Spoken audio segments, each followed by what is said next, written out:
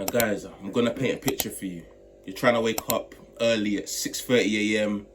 Your alarm is screaming in your ear. You got crust and sleep in your eye, and you're trying to negotiate with yourself whether you should sleep in for an extra 15 minutes or be a warrior, jump out of bed on badness. Now, fast forward. You make it to work, you do what they're asking you to do at work, and then you come home. Obviously, I'm summarizing it because so many things can happen at work, but my point is that so much has happened in the day, and yet you have to ask yourself, why do I feel like I've not done anything that's personally moving me forward in life? Like, you have to deep it because you love money, right? I know the smell of fun and always catches. Your job is giving you that, but it's still not giving you the moving forward feeling, if you get what I mean. No matter how hard you work, like, time and freedom seems like an unreachable like stage. But hang tight, it's not just about your job, it's the invisible system that you're trapped in, and I'm about to expose why you feel like this. Now, as a former 9-to-5 employee, I can only speak for myself, but maybe some of you will be able to relate to that. Like, I only worked 9-to-5 because I had bills to pay, and I didn't want my life to be a boring hot mess that made me sink into a depressive state. Like, generally, use money for two things: to handle routine expenses and to explore. It's exploration money. Now, try and think back to when you got your very first job.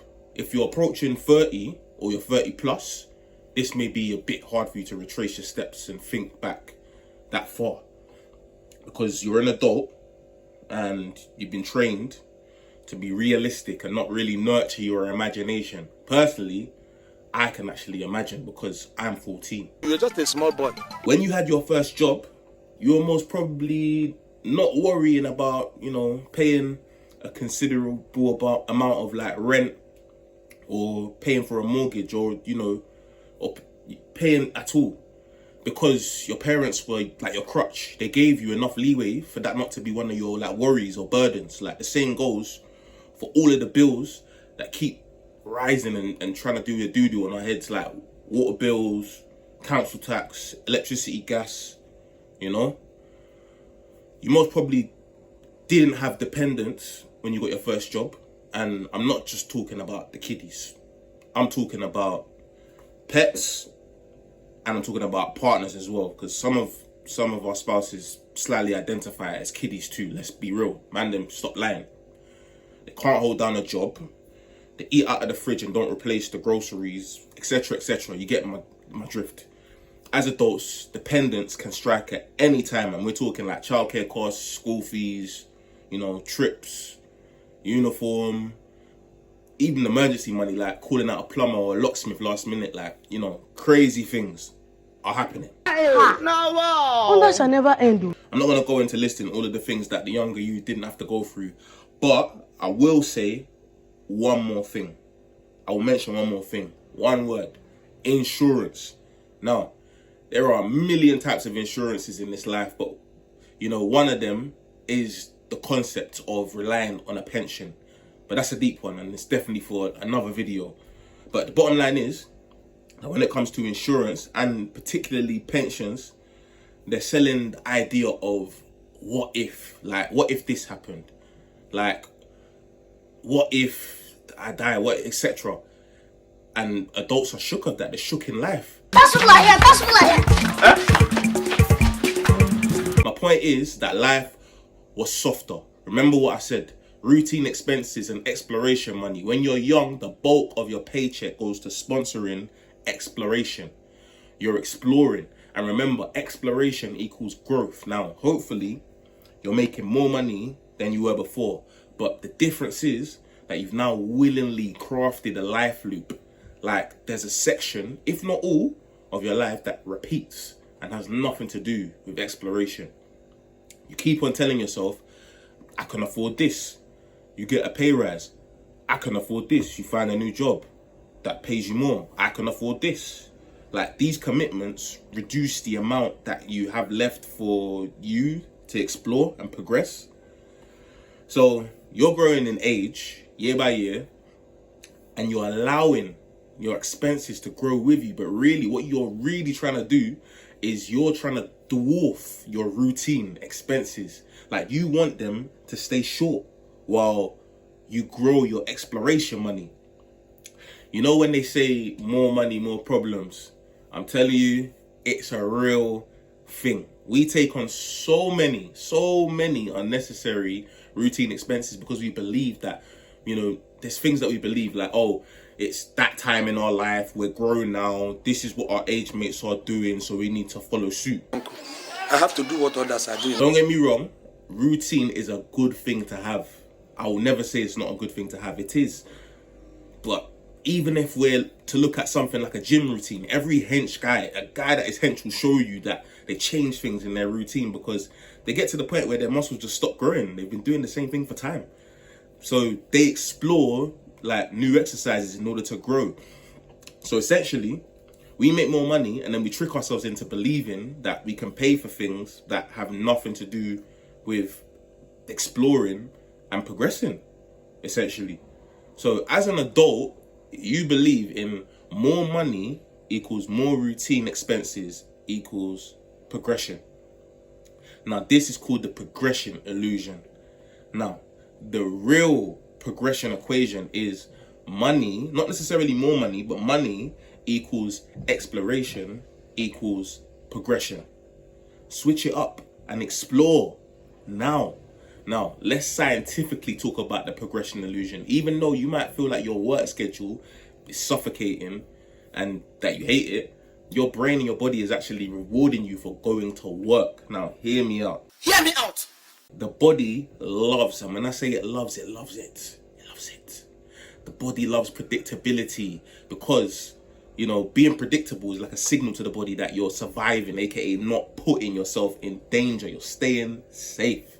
Now, if you stayed awake in class, you've most probably heard of the chemical dopamine. Now, scientists, they call it like the feel-good chemical. It's the chemical that makes you feel good. When you follow a routine, no matter how mundane or boring it is, your body slowly releases dopamine and reassures you that you're doing the right thing. Now, anytime it recognizes a pattern and says, yeah, this is a pattern, even if subconsciously you know that you should stop doing what you're doing, Stop this thing you are doing. it still releases it because it's a routine, it's a pattern. That's the only thing that it listens to. So the dopamine rush isn't quite as much as if you were eating chocolate or if you won a lottery, but you know, it adds up, believe me.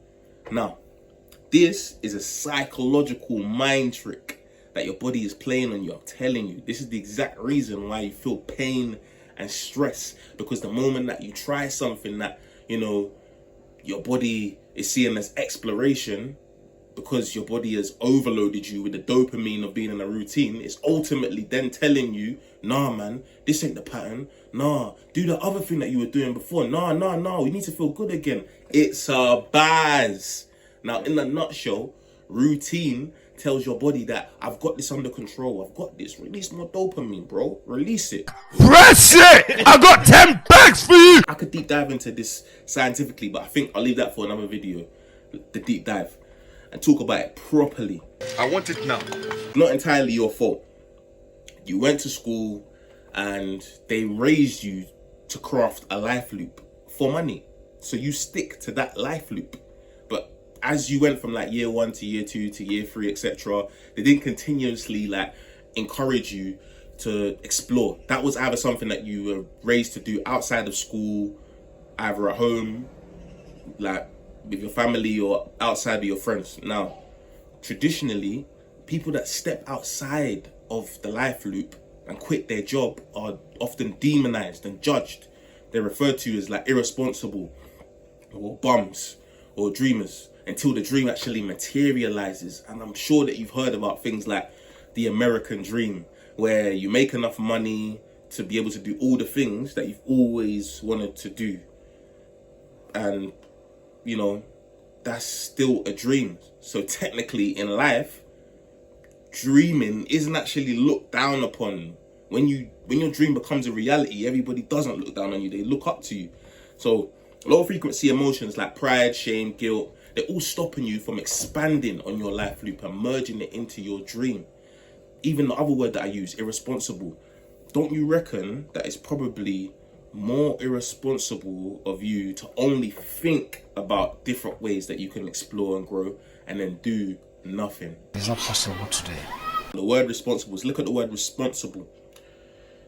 Like etymologically, it comes from the Latin word spondere, which means to make a promise.